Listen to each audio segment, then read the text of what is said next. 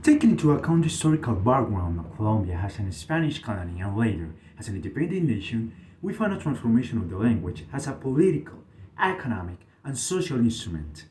These factors influence the conception of teaching or learning, resulting in a focus on immigrant European languages to make Colombia a notorious country. Despite the benefits that the situation brought to the country, local indigenous languages were suffering from marginalization, as they were not considered important in teaching and learning. After the Second World War, schools adopted English and French as an economic and social reinforcement, making indigenous marginalization even more significant. These acts were partially redeemed with the arrival of the Constitution of 1991, making Spanish the national language of the nation, but also granting a status to ethnic languages and dialects in certain territories. These political and social movements serve as the basis for the General Education Law, highlighting the teaching and learning of the foreign language as a priority and obligation. It is important to mention the Colombian framework for English.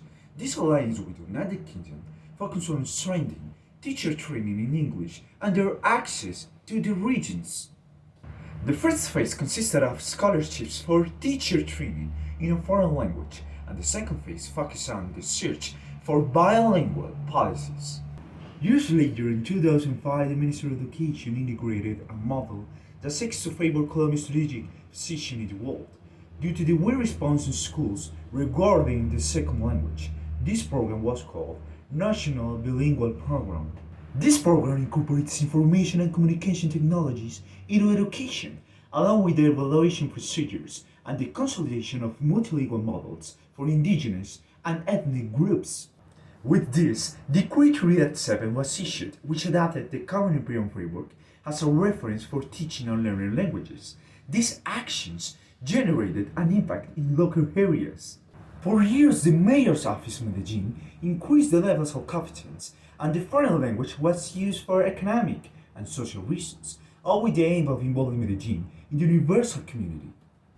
To clarify things, the General Education Law openly mentions the need to reinforce the foreign language in Colombia, but it doesn't explain these conditions. Taking into account this situation, there is a document called Basic Foreign Language Standards, which is in charge of defining English as a foreign language and introducing new different concepts such as bilingualism and second language.